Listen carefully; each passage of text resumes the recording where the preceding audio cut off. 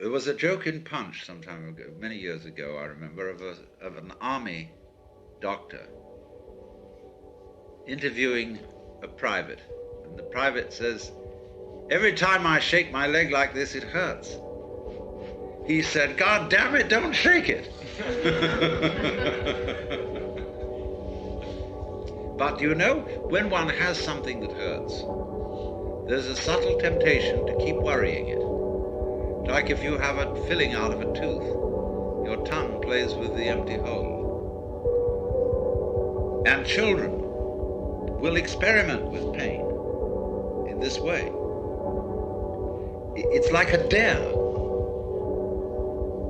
Children are always playing the game of daring each other to do something forbidden. Because the risk of disapproval involved, the calamity that may follow from it, it makes it so exciting. And why on earth do people challenge disaster the way they do, doing all sorts of wildly adventurous things? Because obviously that gives a taste, a quality to a vibration that is extremely interesting. By the craving for speed. So on. And it's only if you look very carefully at a vibration that you can see this point. That's why meditative exercises often involve a repetition process. Or saying a phrase, or doing an act like a mudra, over and over and over again. After a while, it becomes meaningless.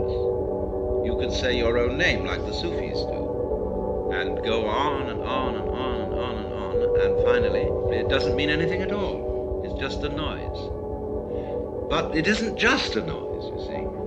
The attitude of saying that something is just a noise or just a wiggle is an adult attitude. No wiggle to the child is just a wiggle. To the child, the elemental thing going on is blah, you know, I mean, it's just fantastic.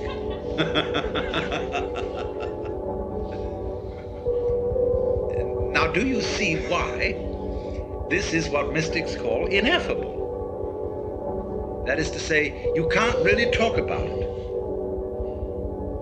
When I try to explain what I mean by digging a sound,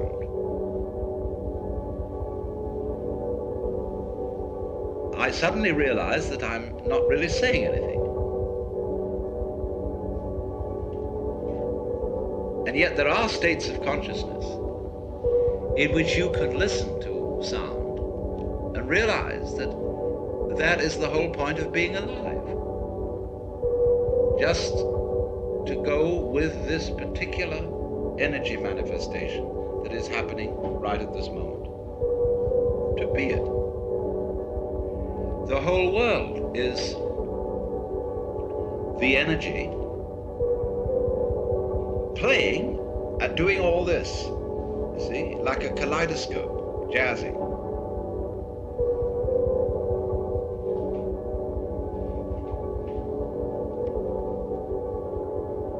So if you watch that, and watch it that way, you will be accused, of course, by those who are guardians of the game of doing something very dangerous. You're going completely crazy. I mean, the number of theological texts I've read which express in one way or another this horror of everything becoming meaningless, a meaningless life, a tale told by an idiot full of sound and fury, signifying nothing. Those people, you see, have not dared to look at it. Now, there's another way of looking at it, of course, where in states of acute depression, people see it all as meaningless, but not really meaningless. They see it all as a conspiracy of horror.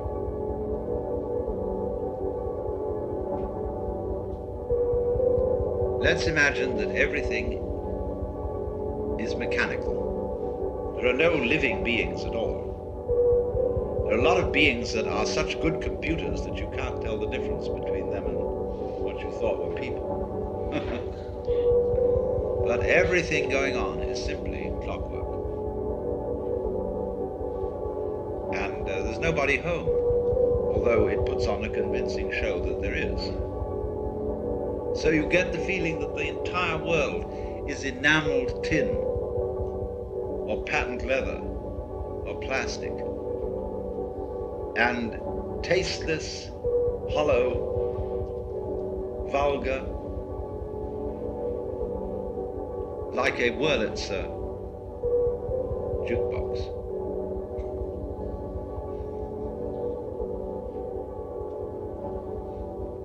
That's a very common feeling of people who get into acute depression. But you see, there is still here evaluation.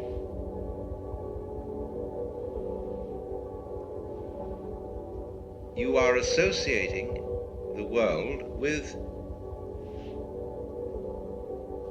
the mechanical as distinct from the organic. And we have a tendency, you see, to put down the mechanical, because obviously a plastic flower doesn't have the scent, it doesn't have the soft feeling of a living flower. They will perfume plastic flowers, so. But you know what it'll do, it'll smell vaguely like soap, and it won't smell like a flower. So it'll be plastic smell. Now we know that, you see, and so we contrast it with the organic.